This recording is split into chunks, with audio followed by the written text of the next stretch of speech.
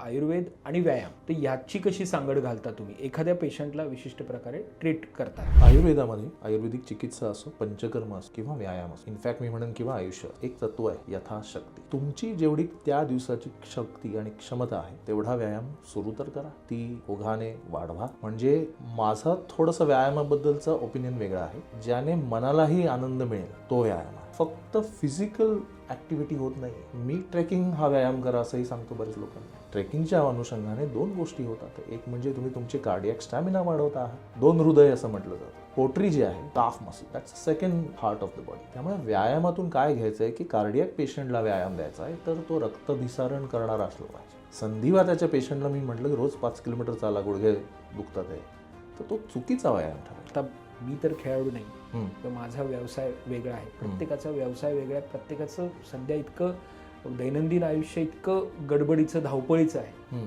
मग त्यांनी ह्या व्यायाम आणि ह्या सगळ्या गोष्टींचं काय करता येऊ शकेल?